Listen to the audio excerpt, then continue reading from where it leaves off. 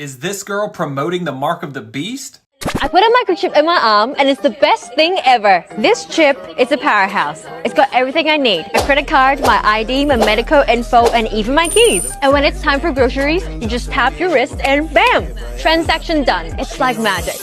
In a medical emergency, it can save my life. Experts can easily identify me and my medical history. I feel like a sci-fi character and I'm loving it. If you want to know what the mark of the beast is, tap subscribe and watch the video I have pinned in the comments now. He causeth all, both small and great, rich and poor, free and locked up, to receive a mark in their right hand or in their forehead. What could Satan possibly do? What could Satan possibly do that would cause people all over the world to have this same kind of mark? Well, it can't be a chip, because then you have to line human beings up at medical facilities all over the world to put chips in their hand. It's not a chip. It's something that everybody does already. Sin. It's sin. I am the punishment of God. And if you had not committed great sins, God would not have sent a punishment like me upon you. Shalom, brothers and sisters. Welcome to another episode of Crushing Christian Views. This is the video show in which we take on all Christian questions and we answer them according to the Word of God. And in those cases, we end up destroying all the beliefs that Christianity has and all the beliefs that they try to place on us as we were growing up in the Christian church.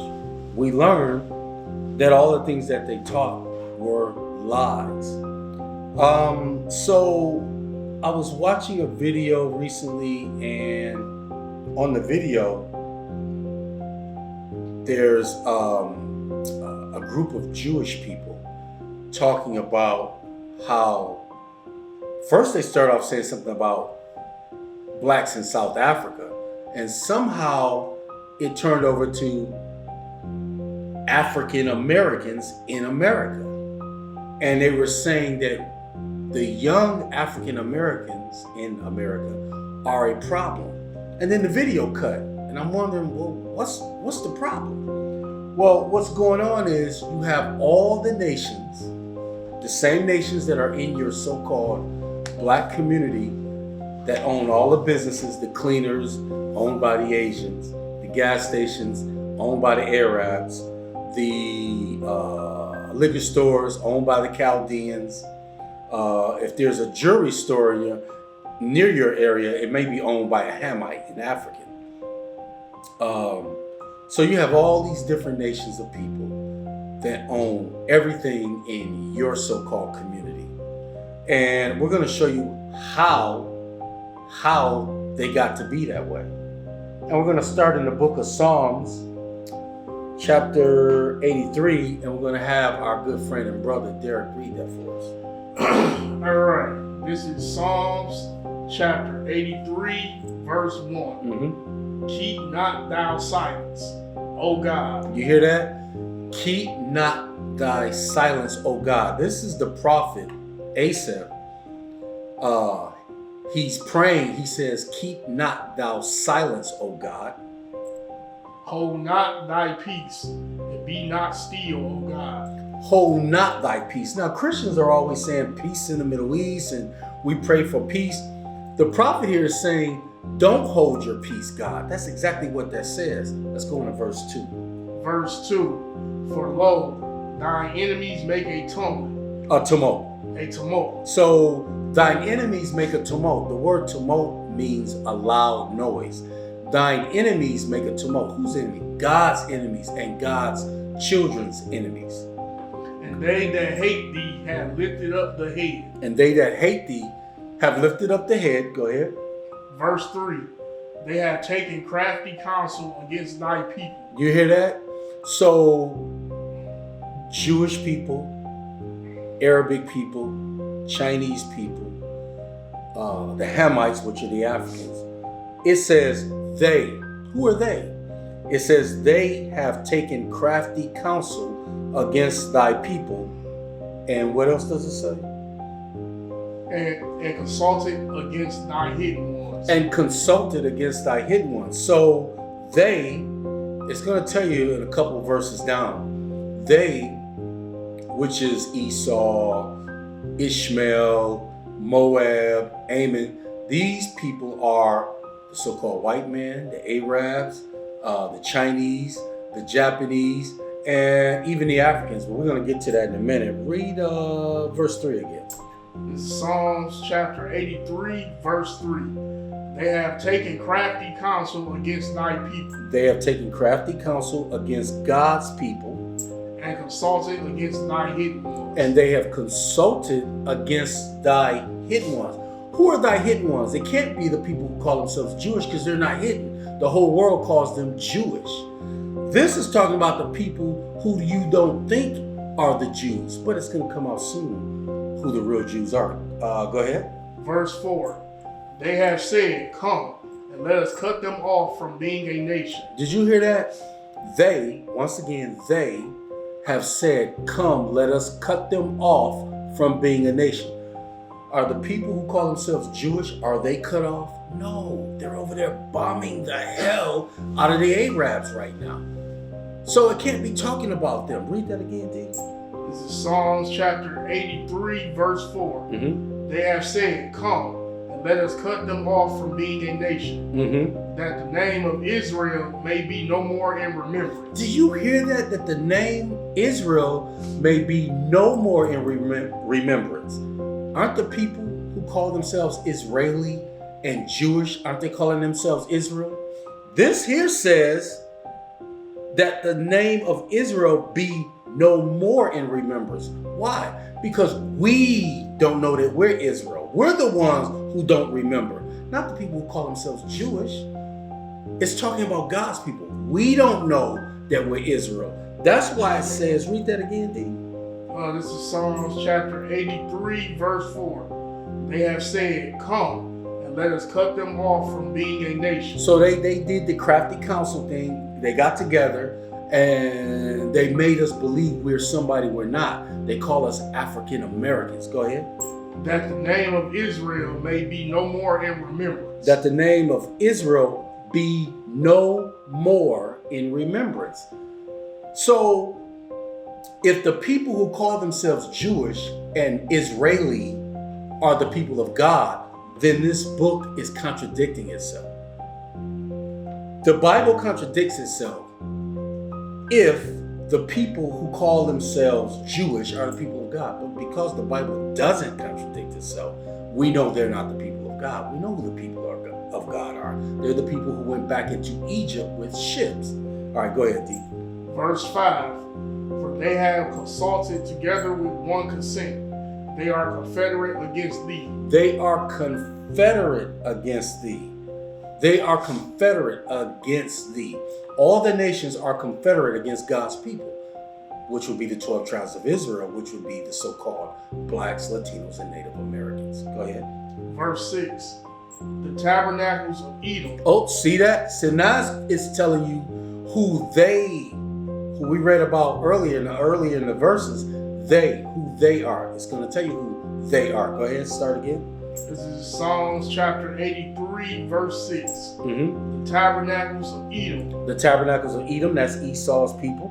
And the Ishmaelites. The Ishmaelites, those are the Arabs. Of Moab. Moab is the Chinese. And don't forget, in the Bible, God calls Moab his wash pot. The same people who own all the cleaners, the Chinese. Go ahead. And the Hagarenes. And the Hagarenes, which is a Hamite tribe, an African tribe. Go ahead. Verse 7. Jabal and Ammon. Ammon are the Japanese. And Amalek. Amalek are the people who call themselves Jewish. The Philistines the Philistines are the Africans. With the inhabitants of Tyre. Also the Africans. Is that it? Yep. So, brothers and sisters, the nations have come together with crafty counsel. They did this a long time ago before they took us into slavery in 1619. We know that our Latino brothers and sisters and our Native American brothers and sisters went into slavery before 1619. We're talking about the Negro. He went into slavery on this side of the earth in 1619. That's in recorded history. And that's why this Bible, the King James Bible, the 1611 edition, this is why this was translated into English and prepared for 1611, the year 1611, because God had already said that we would go back into Egypt in ships. And when did we do that? In 1619. So this was already prepared for us. So what we want to talk about next is the mark of God. And the reason we want to talk about this is because people on the internet and even some black Hebrew Israelites teach that the mark of the beast is a chip that goes in your hand, or your right hand, I should say, or somehow in your head or in the back of your neck.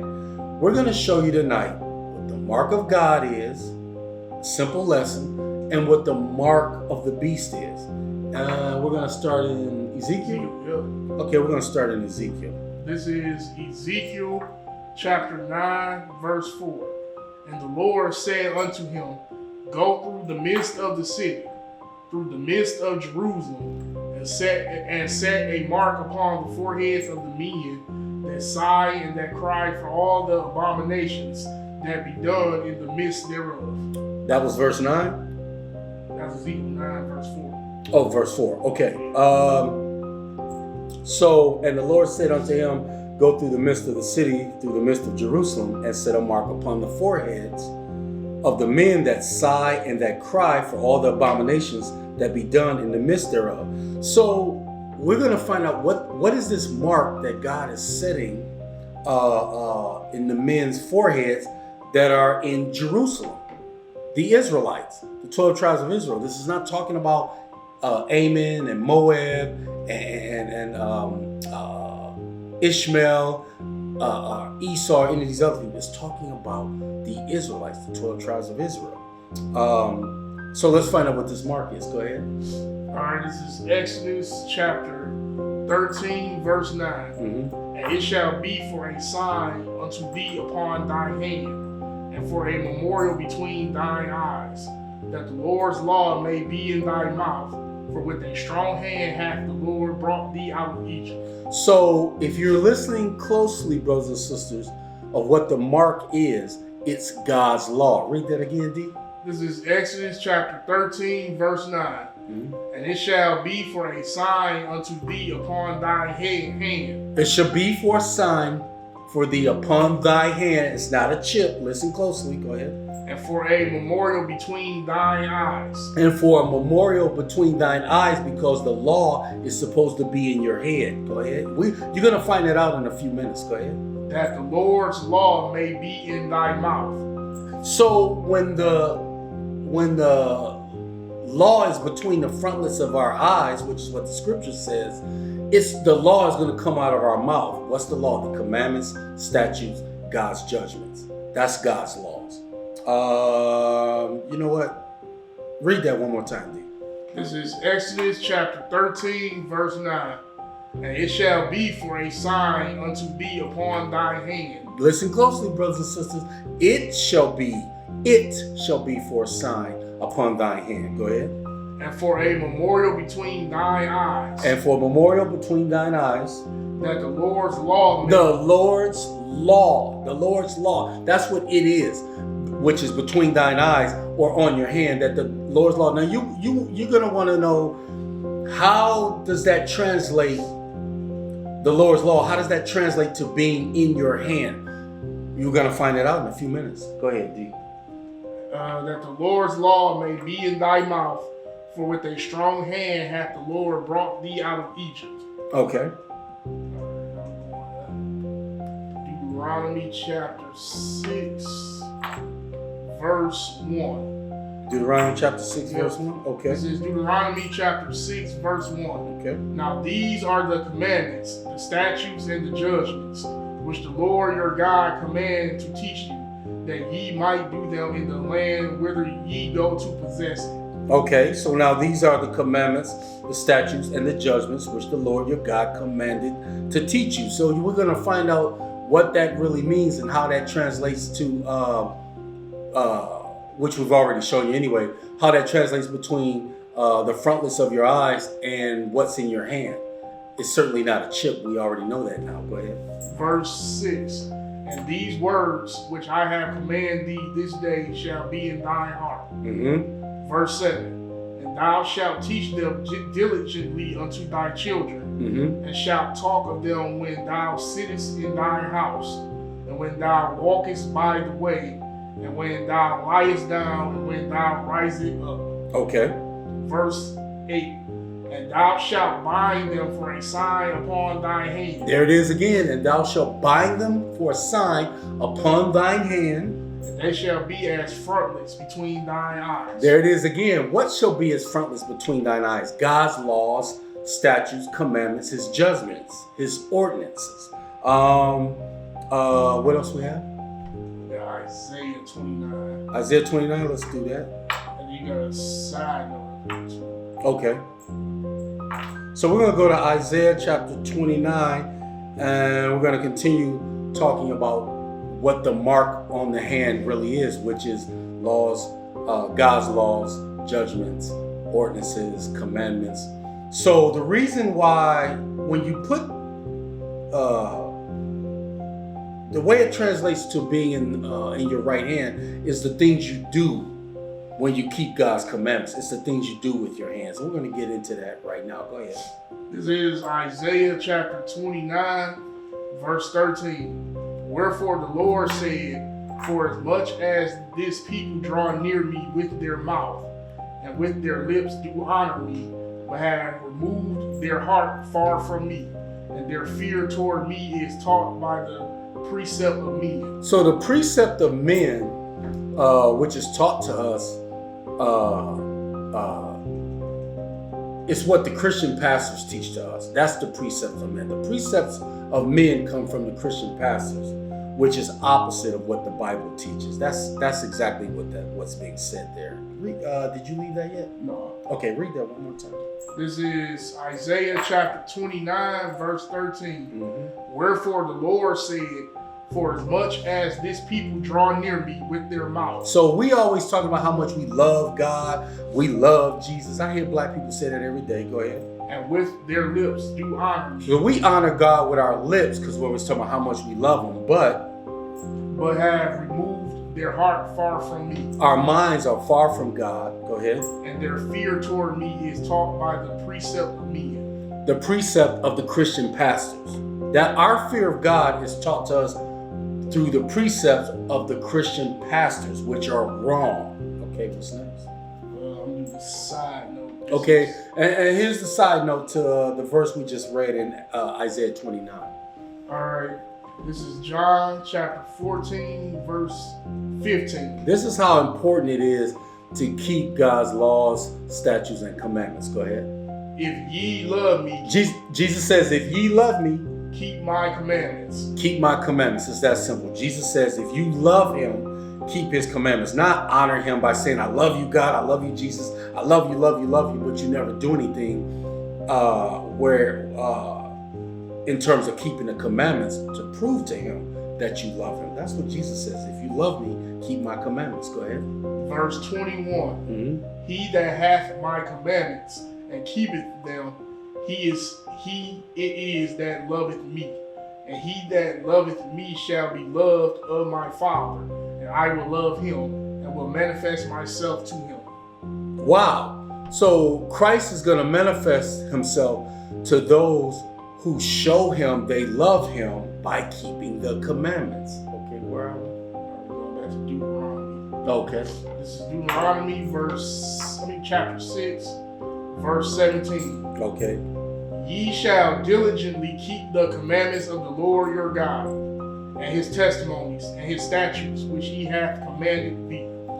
We shall diligently keep God's commandments. And remember, we read out of one of the other books that we are to teach our children diligently God's commandments. We read that already. What else we got?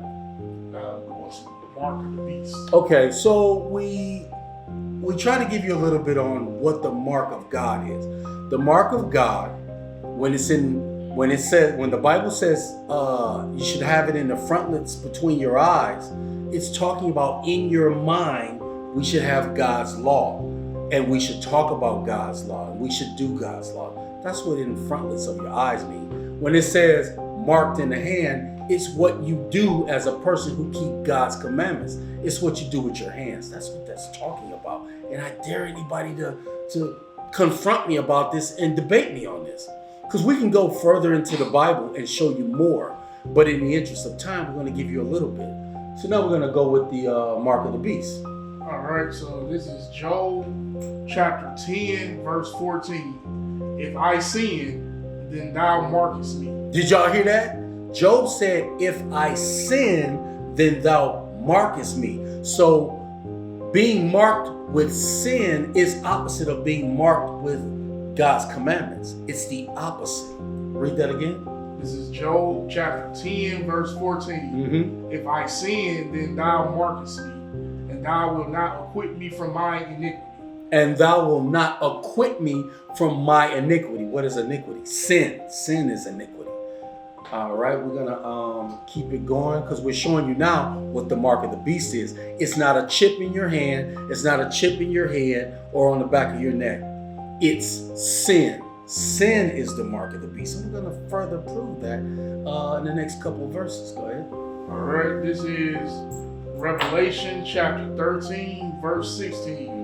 And he causeth all, both small and great, rich and poor, free and bond, to receive a mark in their right hand or in their forehead. Did you hear that? So if the mark of God between the frontlets of your eyes and in your right hand is about keeping the laws, then the mark of the beast, which is between the frontlets of your eyes and in your hand, is the mark of sin. That's what Job told you in chapter 10, verse 14. Read that again, D. This is Revelation chapter 13, verse 16. And he causeth all, both small and great, rich and poor, free and bond, to receive a mark in their right hand or in their foreheads. You hear that, folks? And notice it says, he causeth all, both small and great, rich and poor, free and locked up, to receive a mark in their right hand or in their foreheads. What could Satan possibly do? What could Satan possibly do that would cause people all over the world to have this same kind of mark? Well, it can't be a chip, because then you have to line human beings up at medical facilities all over the world to put chips in their hands. It's not a chip. It's something that everybody does already. Sin. It's sin. Go ahead, D. Verse 17. And that no man might buy or sell, save he that had the mark. So you gotta have the mark of the beast when this time comes to buy or sell. Now, you all may think it's talking about an individual, like I'm an individual, Derek's an individual, Corey's an individual. It's not talking about individuals. It's talking about nations. When nations don't do what America wants it to do, what does America do? Put sanctions on that nation. And now that nation is being squeezed financially. Now it can't buy or sell because America says you can't buy or sell because you don't agree with our mark. You don't agree with our image. You don't agree with the things we say. That's America. Go ahead. I start back over. Yep. This is Revelation chapter 13, verse 17. And that no man might buy or sell, save he that had the mark. Gotta have the mark, brothers and sisters, to buy or sell. Again, this is talking about nations. The same way Trump is putting tariffs on nations right now and they feel squeezed. This is what this is talking about. Not you as an individual, Pookie or Ray Ray. It's not talking about you. Go ahead, D. Or the name of the beast, or the number of his name. And that no man might buy or sell save he that had the mark, or the number of the beast, or the number of his name. Okay, what else we got? Revelation 19. Revelation 19, brothers and sisters, we're going to keep it going. We want you to get the understanding so that when the chaos breaks out and the fire breaks out, we can be delivered out of this hellhole called America. This is Revelation 19, verse 20. And the beast was taken, and with him the false prophet that wrought miracles before him, with which he deceived them that had received the mark of the beast, and them that worshipped his image. These both were cast alive into a lake of fire burning with brimstone. So the lake of fire, which is really mostly only talked about in Revelation, because the lake of fire hasn't started yet. Once bombs start hitting this country in the very, very, very nearby future, once bombs start hitting this country, and it's going to happen because it's in prophecy, then this country will become the lake of fire. So, brothers and sisters, we hope you gleaned something from that tonight. We want to say shalom. Like, comment, and subscribe. Yep, and also donate to the Cash App. Donate to the Cash App if you like. And we want to say shalom to you.